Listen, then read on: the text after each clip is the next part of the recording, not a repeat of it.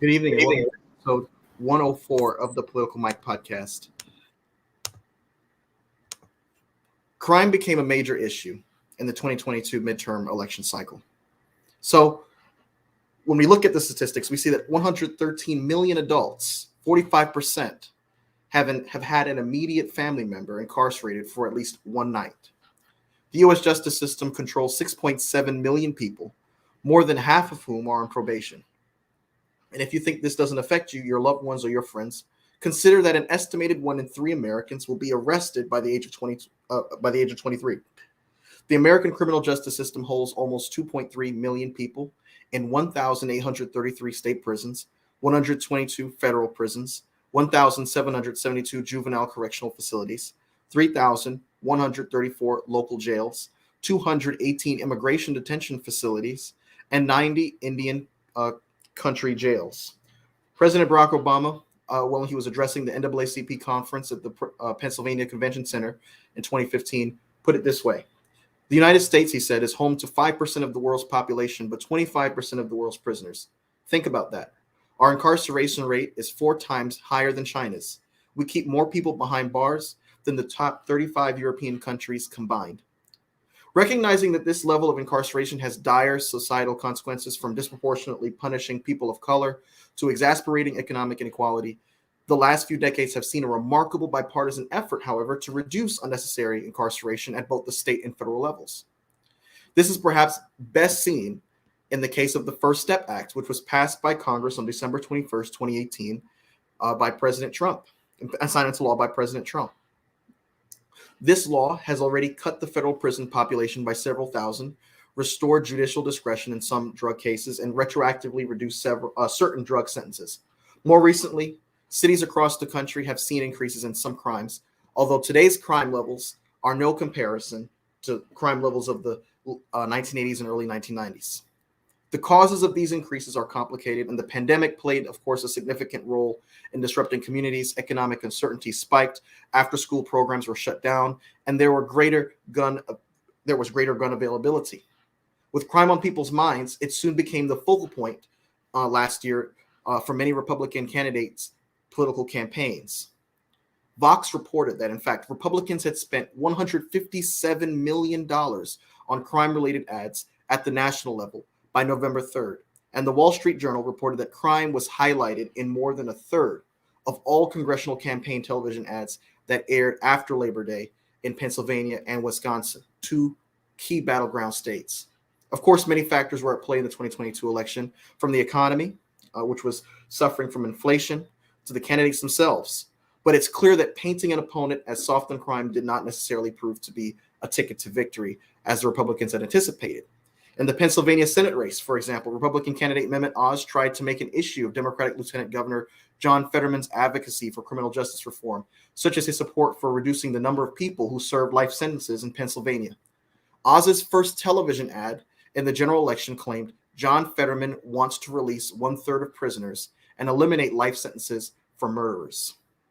Kind of reminiscent of 1988's campaign, when then Vice President George H.W. Bush criticized his political opponent Michael Dukakis for being soft on crime and allowing weekend passes for the criminals in his state of Massachusetts. In the New York State governor's race, Republican Lee Zeldin spent months attacking Democratic incumbent Kathy Hochul on crime and for not substantially rolling back the state's recent bail reforms. One Zeldin campaign ad presented an announcer stating, "You are looking at actual violent crimes caught on camera in Kathy Hochul's New York, and it's getting much worse." Here to help me make sense of all of this are 3 distinguished individuals who are knowledgeable on the subject. I'm so glad to have them with me this evening. We have back on Mr. Ken W. Good, who's an attorney in Texas, who has argued numerous cases before the Texas Supreme Court. Mr. Good, thank you for being here. Professor Fred Cook, of course, an adjunct professor at Howard University School of Law. And we have Elizabeth Mikotowicz, who is an advocate for criminal justice reform and for improving the conditions of prisons to ensure that there are less instances of violence and death in the prison system. So thank you, ladies and gentlemen, for joining me tonight. I want to open up the floor with your thoughts on The idea of making crime a political issue, did it backfire on the GOP in your view, or has it served to be an effective tool in your view, especially now that we're now entering a 2024 election cycle? Anyone can jump in. Crime issue would have had a bigger impact on the election than it did, but I would say there's some stealth impacts that we're seeing, and they're continuing. In New York, you currently see the governor pushing for changes to the bail reform law, and one of them is to take out the least restrictive condition language. They're negotiating on the budget right now, and I believe that at the end of the day, that will be removed. I think that was as a direct result of the election. She didn't lose, but she got close to losing, and that's the reason why she's demanding that change. I don't think it's really about crime so much as it is about money. You know, a hospital saves $350,000 a year contracting their linen to be washed by inmates instead of paying people a minimum wage. You know, we worked 40 hours a week for $5.25 a month. You know, people were getting hurt on the job. One girl broke her leg. She slipped on the ice doing snow removal. And by the time they brought her to the hospital, they had to re-break her leg because the bone was fusing back together. And this is just free money for them. You know, during the pandemic, all these prisons across America were taking out PPP loans to expand their beds, to expand their wings. They weren't even upkeeping the prisons to make them safe. You know, at Danbury, we had an inch of black mold in the showers, and they built a new $80 billion facility just so they could get, you know, a couple more beds. And this is what it's about. They're criminalizing homelessness and, you know, fining people for feeding the homeless.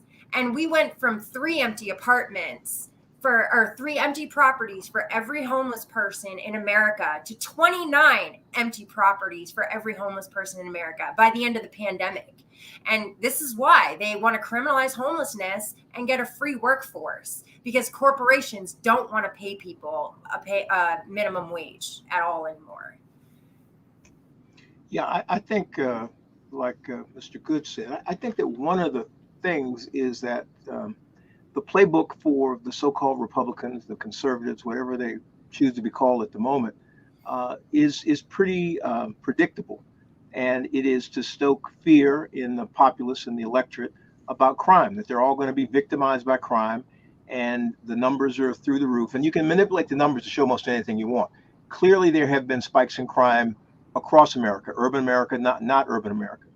But the rates are nowhere near they were when crime was at its highest in the history of the United States. But the idea is to continue to get people to be afraid, and the so-called Democrats are not clear enough about what they are doing, why they are doing what they're doing, and what the reality has been produced of their efforts, because they run from this accusation that they're soft on crime, as opposed to confronting the reality of what crime is.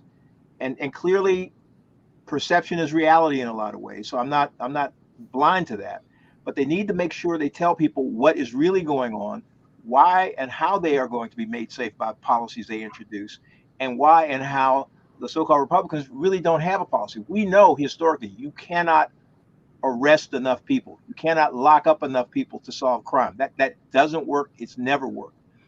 But I think that it's still a big issue that the Republican playbook requires their members to use, and they continue to try to keep the public afraid. Well, I will say I disagree with that pretty strongly, because I think public safety is an increasing issue, and I think that it's especially a problem in our urban areas.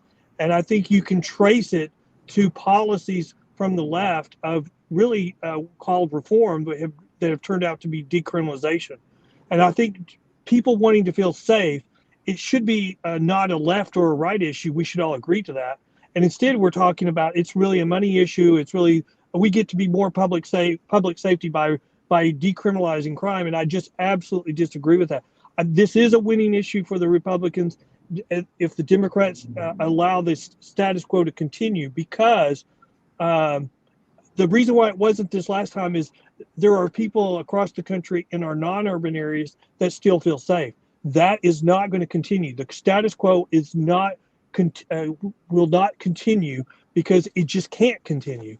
And so I think it's a fallacy to say this is a made-up issue. It is a real issue, and it's causing public safety issues. Yes, but you're focusing on the wrong thing. I was a criminal because I was backed into a corner and I had no other option. I went to the battered women's shelter begging for help after a man bashed my head in to the point where my skull was showing. The doctors gave me opioids. I said I didn't want them because I was pregnant. They threatened me with Child Protective Services. So I'm taking opioids now, and they tell me I'm on too small of a dose.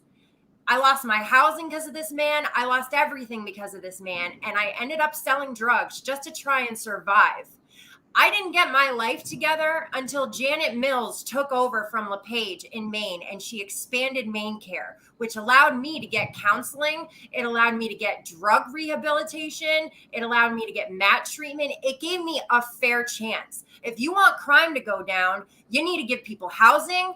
You need to give them whatever medications they need, because when I got out of prison, I had $1,300 of medications that the prison had me on and no way to pay for it. So now I'm detoxing off of these psych meds and I'm losing my mind. I'm relapsing. Guess what? I went back to prison. Our And criminal justice, I'm sorry. Our criminal justice system is not made to be the mental health facility or the drug rehab facility. I mean, our criminal justice system is made to be, has there been a crime committed? Who's the victim? What is the punishment? What Okay, you're fine. talking Don't about, call it rehabilitation then. Don't call it rehabilitation then. But what you're talking about goes directly to the punishment. And maybe we should address it, but we shouldn't address it as whether that's a crime. I think as a society, we have to have lines that we know are crimes. Selling drugs is a crime. Yes, you're right.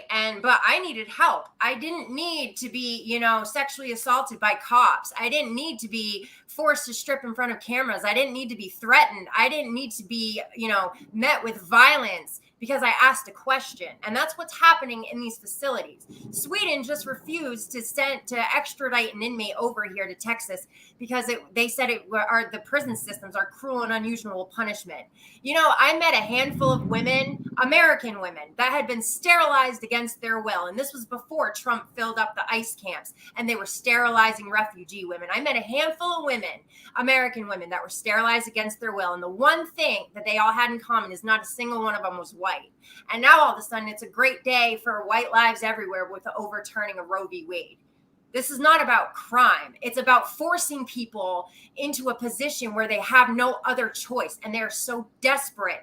They do commit a crime. If you didn't force people into desperation, they wouldn't be committing these crimes. Their mental health wouldn't be deteriorating. I think that, Mr. Good's a great lawyer already, I could tell, because you constructed a straw man. My argument is not that there are not crimes that should be sanctioned. My argument has never been, because I was a prosecutor. I've locked a lot of people up for crimes. So I believe in the criminal justice system.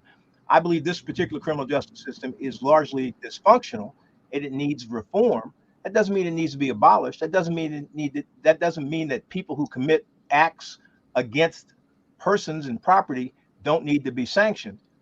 But I also know that the sort of reflexive act of deciding that the solution to the crime problem is to just lock up more people for longer periods is not a solution. No. Ms. Makatowicz. Very good. You said that right on. Has pointed out what I think one of the core problems with American criminal justice is who we decide to criminalize. It's not that there shouldn't be a crime. It's who do we decide to criminalize? And for what? Criminals, people who we call criminals, in my experience, commit crimes because they appear to them wrongheadedly to be a better option than not. We need to give, in my view, people better options. If you give people better options, they will make better choices in the main. Because most people are not inherently criminal. They perform criminal acts because they think wrongheadedly that what they're doing makes more sense than not committing that act. And we have to change that mentality. And that's not for the criminal justice system to solve. That's a societal problem. That's a societal problem because when we fix that, if we fix that as a result of better education, more job possibilities, better housing, better mental health, better physical health, that's not the criminal justice system's job to fix.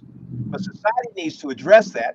And I believe if that, when and if that is addressed, we will wind up with fewer people in the criminal justice system, which I do not believe for 1 minute we ought to abolish. Well, I spoke to the sheriff of Tarrant County in Texas, and he said 80% of the people in his jail shared three things. One, they didn't have a father in their family. Number two, they didn't have an education. And number three, they were impacted by some outside influence, such as drugs, gangs, mental health. And so what you're saying kind of flies in the face of that. We've got these reforms that have been used across the country, which I think are just really decriminalizing crime. But who's stepping into the void? Gangs and organized crime. They're finding ways to make a killing off of shoplifting. I saw a report just this week from a national federation representing shopping groups or retailers. They can't withstand $25,000 a day of shoplifting and still stay in business. And that they're being attacked when they close down their business for not providing that ability for people to shoplift every day. I think we have to address, you've made a good point of what the issues are, but those are societal issues. Until we decide to address those issues, I mean, people have to feel safe. And we have to make sure that gangs and organized crime doesn't step into the void we're creating and take advantage and make a crap load of money. Okay, well, here's the issue. 70% of women that are in prison have some form of domestic violence or sexual assault in their background. 96% of sex offenders don't even see a courtroom. And most of them are white men in power. So until we deconstruct this system of white supremacy, we're all going to keep seeing crime. We're all going to keep suffering. And no woman in this country feels safe right now. Not a single one. We can't even stand up to our rapist, and bring him before a judge and have them get properly charged. They'll ask, "Oh, are you sure that's what happened?" They don't ask, a victim of a burglary or a robbery or, a gang shooting, are you sure that's what happened? But no, until we figure out, deconstruct this patriarchal nightmare of white supremacy, nothing's going to get better. I completely disagree that we have a white supremacy type criminal justice system. I'm seeing the opposite. I'm seeing where these criminal justice reforms, where nobody gets held in court, where the victims that are women are having to go into hiding because they can't rely on the criminal justice system because their perpetrator gets released. And if they don't go into hiding, they end up being killed, like Melody Infinger's daughter. Yeah, I just said rapist. Yes. Most women fall apart, do drugs, go to jail because of men like that. And yes, it's men. But I think once upon a time, the federal government had a program called Aid for Families with Dependent Children, right? You may know about that. The Aid to Families with Dependent Children, it was a precursor to the current welfare regime. It was reformed during the Clinton administration. But that administration, that program, devalued men in the home. Mm-hmm. Yes. Okay? It produced family units with no males in the home. So you're right. What are the things you wind up with is, for good or bad, for whatever, that male influence is not in the family structure because it is economically catastrophic for that male to be there. Now, that has been, by government policy law, reformed, but the remnants of it still remain. So I don't disagree with you that family structure is important. Gangs replace a hole in the soul of the gang members. I absolutely believe that. But what we have to do is figure out what causes that hole. How do we fill that hole? And the hole is not filled by sending a gang member to a prison with a whole bunch of other gang members. That only reinforces the hole in that person's soul. So Hmm. I am not inexperienced in this. I don't believe that every criminal is innocent. I don't believe that. I believe that they are responsible for what they do and they should be sanctioned for it.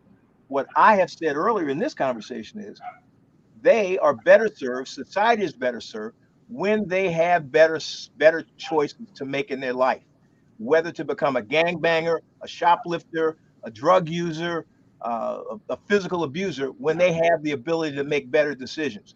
People are not born inherently criminal.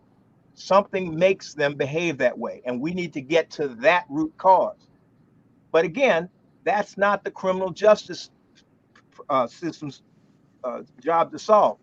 But the rest of the society doesn't want to fix that problem, and they dump it on the criminal justice system. So you get to be in the criminal justice system a mental health provider, a drug counselor, a family therapist. That's not what the system does well at They all. don't even have that. They just abuse people while they're in there and make them worse. And all the people I know that join gangs, they joined a gang because it was the only way they felt safe in their neighborhood. The cops weren't going to come help them. You know, they were orphaned or whatever happened. They were running from a foster home, you know, trying not to get sexually assaulted again, and the caseworkers didn't care. Like, these are the reasons people fall apart and end up doing, you know, getting into a life of crime. Nobody plans it. No one's like, yeah, I want to be a gangster and I want to go to jail. Nobody wants that. You know, when you have a person in the criminal justice system, they go through a process. You know, you've got your first time offender, and you know they don't really have any. I mean, everybody gets them out, or they get out on no bond because they're a first time offender. But when you go through and you get arrested more and more times, you first lose all your friends because they're the first people to go. Then your family still stick up with you, and then your family goes, and then How do you know then this? you have Have you ever been to jail? How do you know this? and then then you have nobody there to bail you out. Those are the career criminals. And I respectfully would say those are the people, like we've already talked about, have been made criminals. And I think those people need to be stay in jail. I will agree with Mr. Cook on one thing. When they get to prison, if they show through whatever programs, or they show that they have that they can be redeemed, I'm all for programs that will reward that. But what I have a problem with is across the board, we're going to release you without any showing that you've changed. And really what we're finding is they just go right back and pick up what they're doing. We can't That's tell because our they have public no other that they need to option. put up with more crime.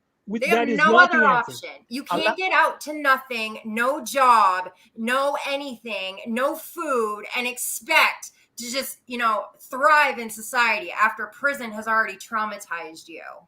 Let me I ask don't this think question. anybody is suggesting that criminals just be released in a revolving door. And by Uh, the I don't believe that works, and that's not how it works. I was legal counsel to a Department of Corrections. I think and the Board of Parole. I think I know how they work a little bit. Um, Sure. but as you know, Mr. Good, 90+% of every person who is sentenced to a period of incarceration will be on the street at some point in his or her life. Okay, Sure. only and about 10% or less stay in jail for their natural lives.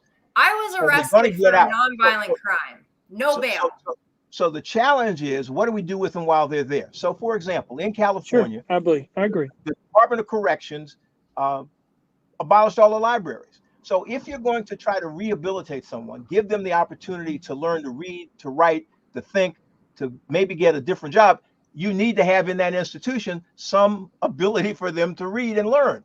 But they got rid of that because they thought that was a frill. It was not what punishment was about. I think that's wrong-headed.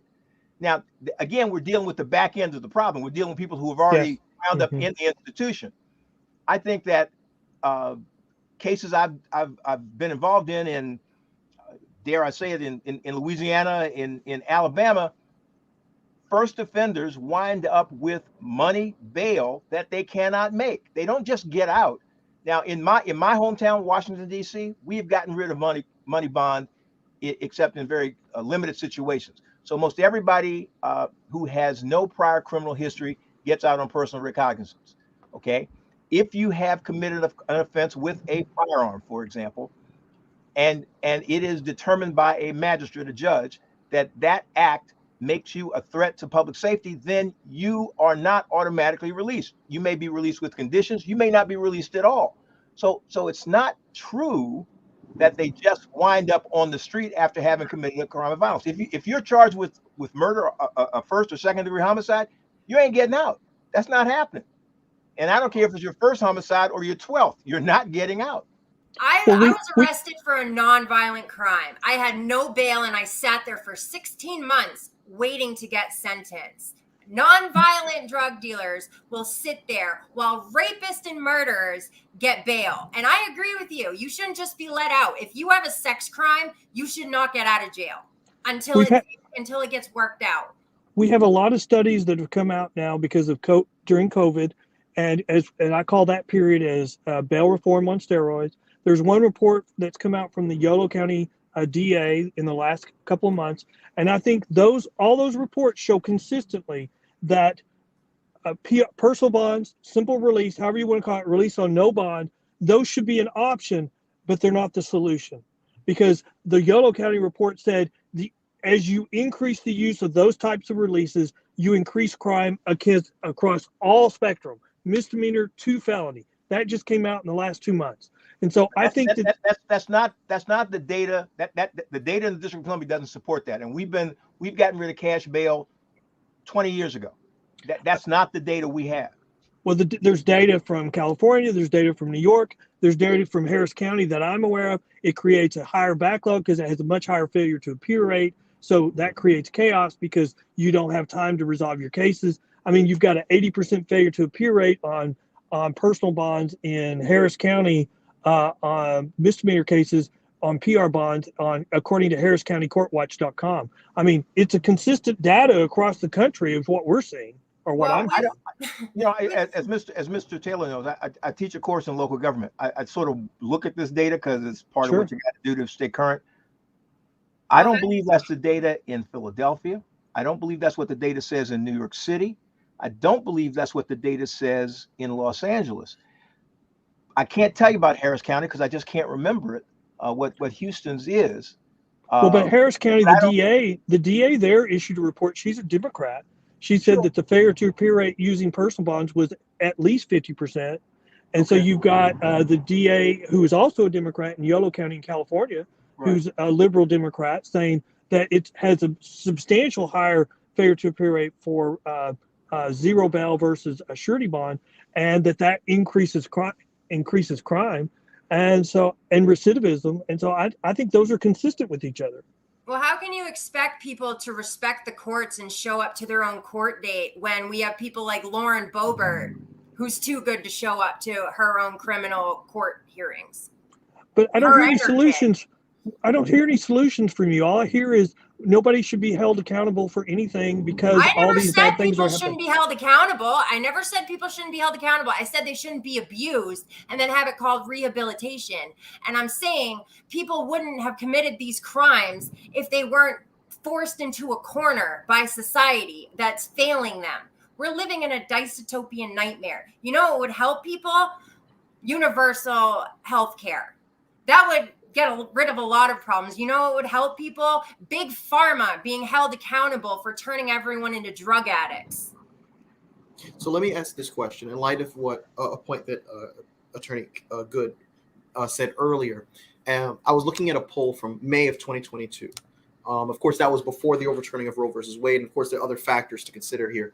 But according to this poll, you actually had more Americans, the majority of Americans, actually saying that they trust Republicans more than Democrats to manage key areas like crime. You had about close to 50% of voters saying they would prefer a Republican candidate to handle the issue crime. Now, fast forward to the 2022 election, polls showed that Lee Zeldin, like we were mentioning earlier, New York, and Dr. Oz in Pennsylvania made gains after they aired their crime ads. But neither of them, of course, prevailed in the end. Similarly, in the House race for Raleigh, North Carolina, the Raleigh area, you had State Senator Wiley Nickel defeating Republican Bo Hines, despite GOP ads painting Nickel a longtime criminal defense attorney, as the criminal choice for Congress. Then there are more examples in prosecutor races. In Dallas County, you had a Democratic district attorney, John Kreslot, winning re-election, even after his opponent, portrayed him as soft on crime. And so there seems to be a trend here. The ads seem to have resonated with a segment of the population. Polls seem to reflect that earlier on in the year of 2022. But then when we get to election day, it's a different story. To your point, Mr. Good, because you had mentioned that you don't believe that the status quo was going to be something that the Americans are going to be comfortable with in the long term. Why is it that what you're saying hasn't kicked in yet? As it would be reflected in the outcomes of some of these close House races and local races in 2022.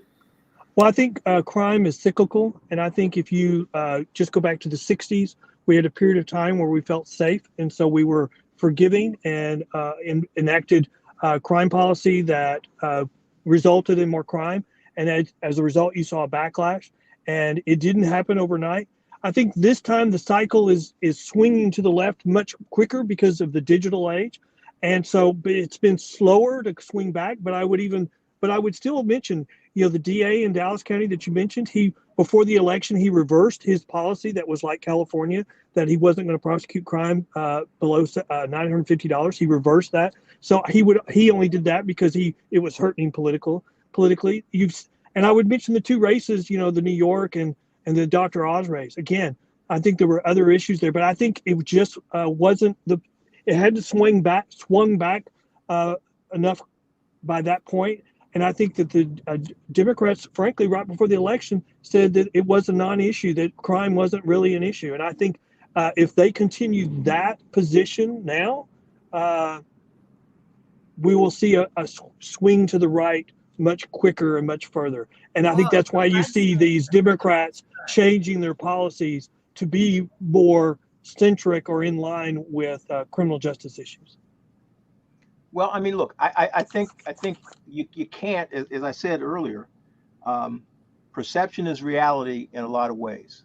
I think an objective look at the data doesn't support the level of anxiety that the people have about crime, but that's irrelevant, because if people feel unsafe in their homes, feel unsafe in their cars, feel unsafe wherever they go about their day, that's what's important. And as an elected official, a public policymaker, you've got to respond to that. And the question then gets to be, what is your response? So I think I would suggest that part of your response has to be to try to get people to focus on the reality as opposed to the perception that they have, but also to look at what you're doing, whether it is bail reform or not, whether it is mandatory minimum sentences or not, whether it is the number of prosecutors or police officers you have in the criminal justice system. You need to look at all those things and figure out what is going to actually make a difference. As I said, the public doesn't often enough engage in the discussion that is, I think, critical to government, which is, what kind of government do you want and what are you willing to pay for it? Because you can't have everything unless you want to tax yourself out of existence. So the question then gets to be, from a collective point of view, what kind of government, what kind of criminal justice system do we want to have, and what are we willing to pay for? Yeah.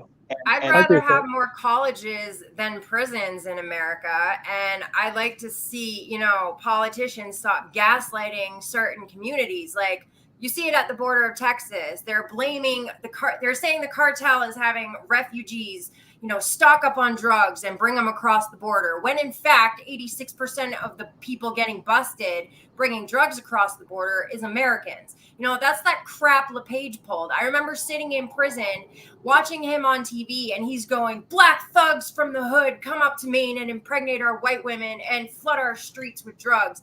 And I'm sitting there like I was a drug dealer. I participated in that. And the only reason these people are coming up from the cities is because white police informants and white addicts are going down to get them. Well, Mr. Cook, what I do agree, communities. Mr. Cook, I agree with part of what you said, but there's a little bit I disagree with, and that is, I think crime is up, and I think it's up substantially. The problem is, your point is, it could get a lot worse, or it's been a lot worse historically. And I don't think the public should have to be measuring public safety by saying, well, it's gotten a lot worse, but it could get so much more before it's like what it was 20 years ago. I don't think I don't think the public will accept that. And I think we have in our urban areas a disproportionate crime increase. I think we have a crime problem in our urban cities. And I think it's drug related, and I think it's career criminals, and I think it's organized crime. And we're ignoring those. And I would challenge you. I would say, I would say, what are our elected officials doing different in our urban areas to decriminalize those crimes? That if they were in their pocket, if they were in the pocket of organized crime, what would they be doing different than what they're doing currently? No. But they aren't decriminalizing it. It's still against the law in the District of Columbia, New York City, Chicago, any urban area, to sell drugs. There's a federal Controlled Substances Act. There are state versions of the Controlled Substances Act. It is not because those behaviors have been decriminalized. Okay, that's just not true. Well, let's look at just California as an example. We changed from a felony to a misdemeanor, theft under $950. And then in the urban areas, the prosecutors have said, we're not going to prosecute that crime. And so stores are closing because they can't withstand $25,000 a day in shoplifting. Stores are now closing because you have insurance. Stores are now closing because they can't provide a safe work environment for their employees. What happened? Are you saying that's not happening? Are you saying that's not happening? No. I would say to you, because it happened here. Walmart had a store in Northeast Washington that was closed largely because of what they call euphemistically in the business shrinkage, which is basically theft. Inventory shrank from what it was delivered through the delivery door, sure, and it's gone. So I clearly that is an issue, and I've represented grocery chains, and I know that part of the calculus for a grocery chain is if I have my store security accost someone who I believe is shoplifting, and they are wrong, it costs me X dollars. It's easier for me to let them go out the door than to pay the cost of possibly being wrong. So it's part of the calculus of a store, and you're right. Stores can't do that forever without an economic downside. But that is not, in the District of Columbia, which I know firsthand, is not a prevalent thing. There's been one store that closed because of shrinkage out of many stores in the city. But the shoplifting thing is not the same as armed robbery. The shoplifting thing is not the same as drug sales. Now, people shoplift to make money. They may make that money for drugs. They may make that money just to put food on their table. One of the big features of shoplifting in the District of Columbia is that people steal meat from the grocery stores and sell it to food trucks, okay? Because the food truck people are complicit in keeping their costs down by buying stolen meat from grocery stores. So all of it is not drug related. All of it. Okay. So let me give you an example. I actually know Washington, D.C. because my daughter spent a semester in D.C. I'm going to shock you. She interned in the White House. She was one of 3 interns that was in the West Wing every day. And so for a semester. And, Washington, D.C. is not a good example to hold up on criminal justice reform. Washington, D.C. is an unsafe place. It has a lot of crime. It has more crime than the average urban area in the country. No, that's just not true. Look, I've lived here my entire life. Okay, I've lived here my entire life. I look at the data. It is sure not. What metrics are you using? Washington's homicide rate is higher than New York City's. Absolutely, it's not higher than Chicago's. It's not higher than St. Louis. It's not higher than Omaha, Nebraska. It's higher than some. It's lower than some.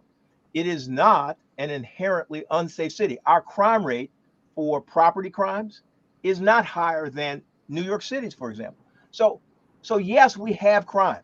And yes, we have crime at a rate that is higher than I would argue is acceptable.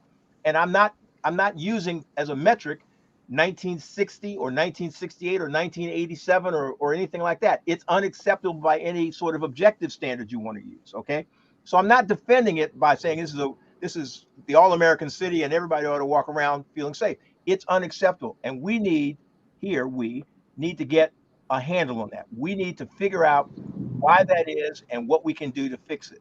And it is not, we have recidivism just like every other jurisdiction. But our felons aren't incarcerated here in the District of Columbia. They're incarcerated in federal prisons across the country. Okay, we don't control really when they get out. So we're not creating that recidivism in terms Felonism creates recidivism. You can't get a place to live. You can't get a job. You can't get anything. And what do you expect people to be homeless on the street and not be able to feed their family just because they're a felon? They've served their time. I understand if they're a sex offender, blacklist them. But when you have nonviolent, drug dealers that were just trying to get by and pay their rent, get their, kids' stuff paid for, and so they sold their prescription, they sold their medication, and now all of a sudden they're labeled a drug dealer, and then they want to get out, move on with their life. No one's going to hire them. No one's going to give them a place to rent, and guess what? You end up breaking the law again because you have no other option. You've exhausted every possible, avenue to get your life back, and there's just no help. They give you a $50 bus ticket, like, oh, good luck. We've completely traumatized you and extorted you for your free, cheap inmate labor, and now you're gonna have fun in society when your brain's been completely rewired. You're on medications that you can't pay for now, and yeah, good luck finding a place to live. Mr. Cook, I think you and I have a lot of agreement. I think the difference between us, if I was to say what I think the difference between us is, I think the difference is it's a complex issue.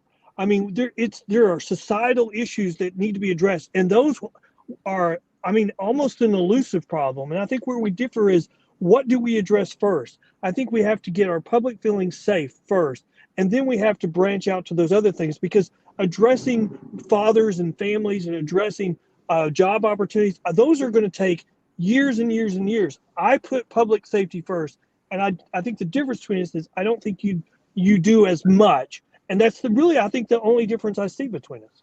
Well, I think you have to build a railroad and run a railroad at the same time. I think you can do more than one thing at a time. I think Ms. Makatowicz is right. One of the things I've said for a long time is that we don't believe, as a society, that paying your debt to society by going to prison is over when you leave. We don't do that. We continue to sanction people who have been imprisoned after they leave. In my hometown, very high cost of living. So if you cannot afford a place to live, feed your family, whatever, it creates a real problem. And we, one of the things that people do in criminal reform is that it's like check the block. On a job application, if you have to check on the block that you've ever been arrested or you've ever been incarcerated, if you check that block, you never get the interview. Your application goes into the circular file. We've changed the law here in the District of Columbia that an employer can't ask that question on an employment application. Now, the employer will be able to ask that question in a back and forth in an interview, but they can't ask it on the application as a precursor to getting getting the interview. But I say that because things like not putting that on your application or creating these barriers to employment wind up with people working in what we euphemistically call the paper hat industry. You're working in a fast food joint with a little paper hat on for minimum wage, and you can't live in this city because the cost of living is so high. We need to, on the backside of incarceration, be true to the idea that if you've made a mistake, if you wind up incarcerated, and if you truly want to walk the straight and narrow going forward, we need to help that person do that. And if you don't walk the straight and narrow, there's an increased sanction. I'm not averse to that. But we need to give people a genuine opportunity to walk the straight and narrow, as opposed to what Ms. Makatowicz said, is give them a $50 bus ticket or give them a crisp $50 bill when they leave the joint and say, have a happy life. That is not a way to make a transition after spending a year or 5 years or 7.5 years in prison. it doesn't transition that person. And then we're surprised or upset with them because they go back to what they know, which is hustling on the street, committing a crime, hitting you in the head, and taking your wallet or hijacking your car. That At least what they'll they've have housing when done they're in is another prison. crime, and they need to be punished for it. But if we want them to behave differently, we got to give them different choices. Well, okay, in theory, I agree with you. But in practice, what we see is the government is terrible at implementing those types of programs. And so we just, across the board, we make decisions. You saw it in California where the courts just got tired of the state doing stuff. So they just ordered to release a certain number of defendants from prison. So the problem I have is it ends up being across the board release. And it includes people who should not be released, who have no intention of walking the straight and narrow, and there's no additional punishment when they fail to do so. And I think that's what we're seeing across the country. When I see criminal justice reform, especially bail reform, there's only three types of release when someone's been arrested. There's either a surety bond or simple release, whether it's a PR bond or a personal bond or it's a release with no bond, or there's a cash bond, depending on where you are. And that's it. Well, the best appearance rate that's going to get your case through the system proven over and over again is a surety bond. Everything else has a humongous failure to appear rate. And so that's why I'm saying they should be an option. They're not the solution. They just make the system worse. And nobody wants to look at the numbers and say, you're right, but that's what we're seeing in reality over and over again. I got to tell you, in the criminal justice system here, like I said, we have personal recognizance as the default release methodology. And we don't have, your words, a humongous failure to appear rate. We just don't. Now, well, I have looked at y'all's system, and y'all have a very large pretrial services department right. at a humongous cost. So I would argue that the Washington, D.C. model is a little different because it is doing the things that the private industry does that other counties just can't, other states can't afford. When New York adopted a statewide pretrial services department in the New Jersey plan, they had to raise taxes a couple of times to pay for it because it just kept running out of money. Texas could never afford to adopt a statewide pretrial services department to do the job that the private industry does. So I agree with you. Washington, D.C. is probably a little different, but they're spending out the wazoo on a pretrial services department that states can't afford. But no. As we just talked about, states choose not to afford it, not can't afford it. They choose not to afford it. Again, it's about choices that you make. What do you want to spend money on? If you think the long-term benefit to your jurisdiction is best realized by spending money on a pretrial services agency in terms of your criminal justice system, because you'll have fewer people in it and you'll spend less money building and maintaining prisons, maybe that's the strategy that works for you. I can't tell you what to do in Kentucky or Alabama or Ohio, but I'm saying that's part of what you have to think through. It's not just it's got to be this or it's got to be that. It is not inevitable that someone who is arrested will commit another offense. It is not inevitable because to say that means they're inherently criminal and you're never going to fix them. I don't believe that. I don't think anything in human experience says that it is an inevitability that any human will commit a crime after the instant of their birth. So we got to figure out how to get to the triggers, the mechanisms that put them on that path. And once they get on it, if we can get them off that path, because I think you and I agree on this point, at some point, the line crosses between the people who behave normally and the people who behave abnormally. And when those lines cross, society ceases to exist, okay? Because you can only tolerate a certain percentage of abnormal behavior in your society before it begins to collapse from the inside. And we've got to recognize that and decide how can we keep this abnormal line from continuing to go up or increasing the rate of increase. That is an investment that societally we need to make, because if we force people into criminal behavior, if we don't address behavioral issues that cause some of the acting out behavior, the criminal behavior, if we don't do that, then we're dooming ourselves to a loop that we can never get out of. So I'm saying We need to have that conversation. I'm Yeah. not about reform for the sake of reform and to have a big party and say, well, we got rid of bail, so life is good. It ain't that easy. It never is going to No. be that easy. No, all the bail system does is allow really dangerous rich criminals to get out and get away with and that's the problem I have with our No, system. that's not true. People That's not with true. people with money get away with the crimes they commit, and it's the That's not poor true. who suffer. I Actually, I it don't is. agree with I've that. seen I don't I've agree with that. been to prison. I think the point she's making does have some validity, because if money bail is your default position, either surety or cash, and you say the best way to assure your appearance at trial is you've got a horse, you got a dog in the fight, you got money at risk. If you got a lot of money, you can get out for the same thing that somebody has done that doesn't have a lot of money. I would say, And that's not right, because if they're dangerous, the amount of money they have should be irrelevant. Okay. I would say this completely differently. I would say, we've talked about the spectrum of people as they go through the criminal justice system and they're made a career criminal. The bail industry, the private surety industry, is dealing with families. And so and the families are the ones that are going to have the most influence to get the defendant to turn around and become a productive citizen.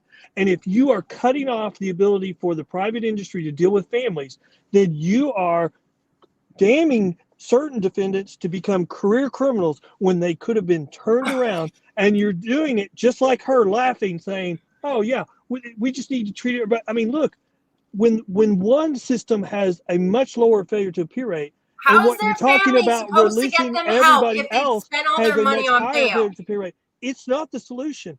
And until we have a solution that does as well or better, we shouldn't be throwing out the bathwater with the baby. So you should be traumatizing people and abusing them because they're nonviolent criminals. Like, you're okay with that. I had conservatives telling me, if you don't want to get raped by cops, then don't go to jail. Just say you're okay with cops being predators. And it's funny because Republicans want to scream about crime, but they're real quick to put guns in everyone's hands and fight for those rights. And then they wonder why everyone's shooting people and why there are murderers everywhere. I am respectfully, your argument is illogical on that. Look, I represented so-called drug kingpins. Okay, make a lot of money selling drugs. Sure. You tell them money bond for you, surety bond for you is $1.5 million. They go in the backyard, dig it up, give you $1 million. They're out in the street continuing to put that poison in our community. You have a lower level drug guy, part of the same conspiracy, doing the same thing, but he ain't got $1.5 million. So he's still locked up. The crime, the violence associated with it is still going on because this guy had money. Now, what we do here is, if you are responsible for that kind of criminal behavior, there is no amount of money that can protect the public from your behavior. So you're not getting out. Okay. We don't care whether bail bondsman has been given your fabulous home as collateral. You're not getting out because you are a danger to the community because of your behavior. Okay. The charge behavior. Sure. But that is a release, detain, pretrial system. And that's what the federal system uses, which I understand why DC would use that as well. But the problem is the majority of the states don't have the infrastructure to hold, like the federal courts do, 70% of the people that are arrested are detained. So I don't think that that's an option. Just detaining 70% of the people arrested is not an option. We don't detain 70% of the people in the federal system. I practice in federal court here. We don't detain 70% of them here. No, we don't. I sat for 16 months in the county jail before I went to prison. I was a non-violent drug dealer, and I sat no bail for 16 months. So, no. Yeah, I mean, I don't know. I can't speak to other jurisdictions. I fundamentally practice here, but I know in the federal system here, drug offenses, financial offenses, crimes of violence, we don't detain 70% of them. Well, I will say, I was an assistant U.S. attorney. That just never was what we did. Well, my wife is a staff attorney. She's also an attorney. She's a staff attorney for a federal judge here in the Eastern District of Texas.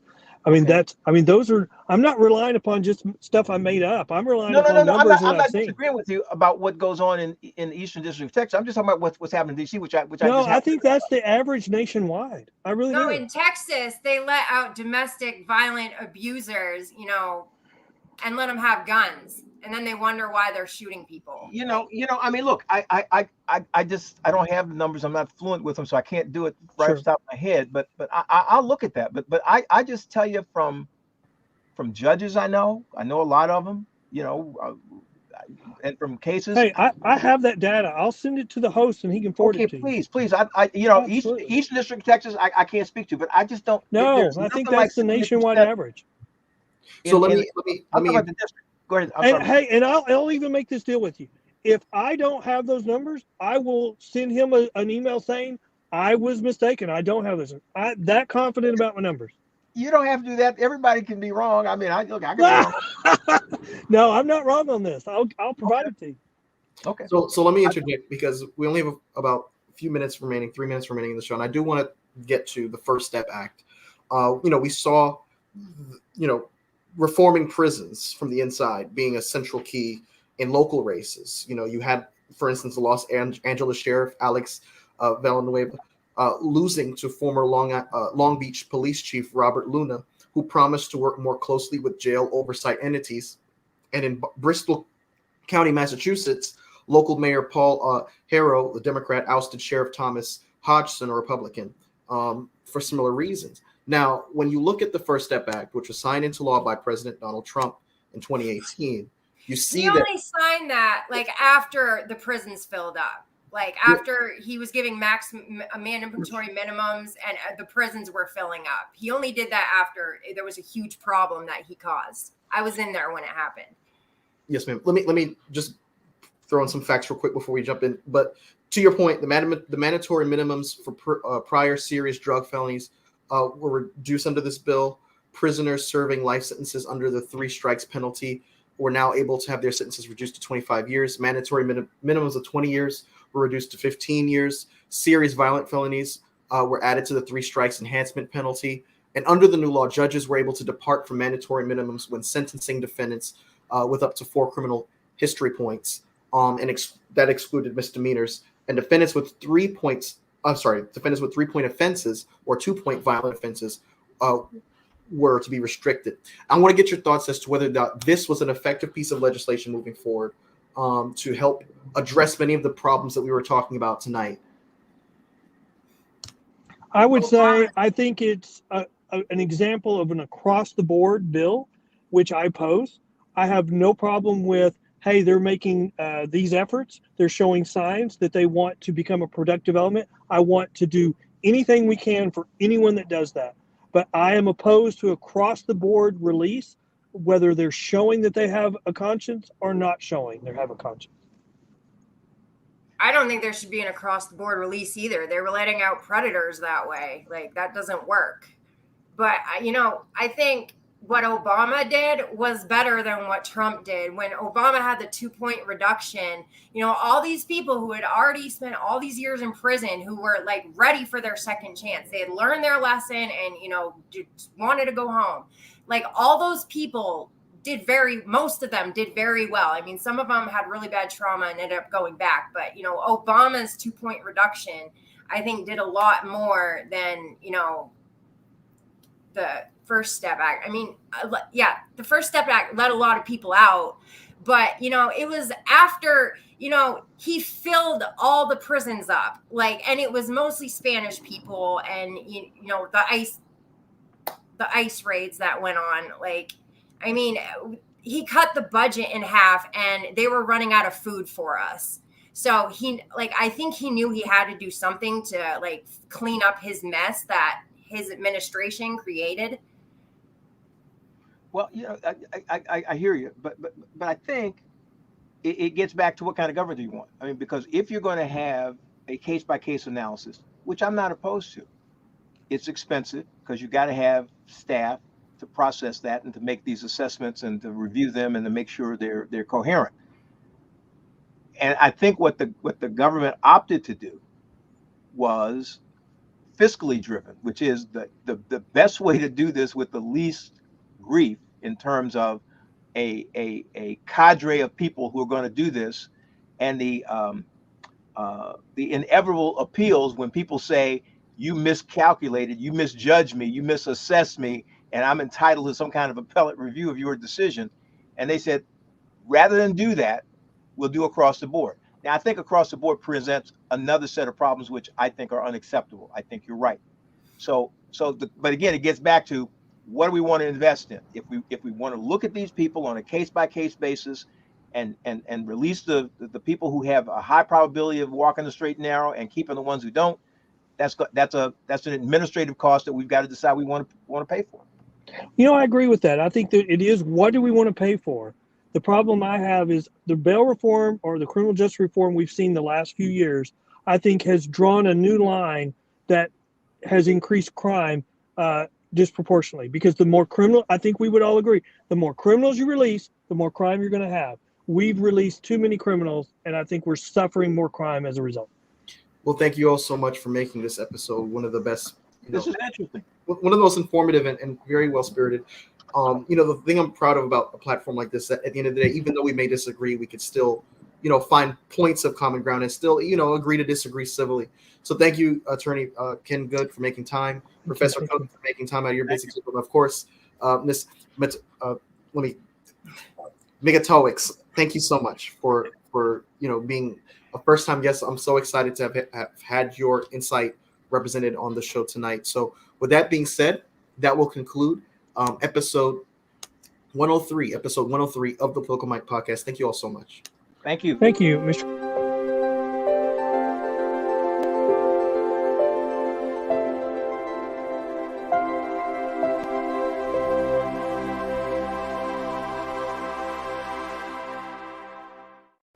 Hi, it's Mike Taylor, the host of the Political Mike podcast. If you like what you heard tonight, I want to invite you to subscribe to our YouTube channel. I also want to ask you to please follow along on Spotify, Apple Podcasts, Google Podcasts, iHeartRadio, TuneIn, and Amazon Music. You can also follow along and keep up with the conversation through our Telegram channel. Follow us on Twitter at @ThePolyMike, and follow us on Instagram. Thank you so much, and no matter what part of the political spectrum that you fall on, I want to encourage you to stay engaged, stay a part of the conversation, and stay informed. Thank you.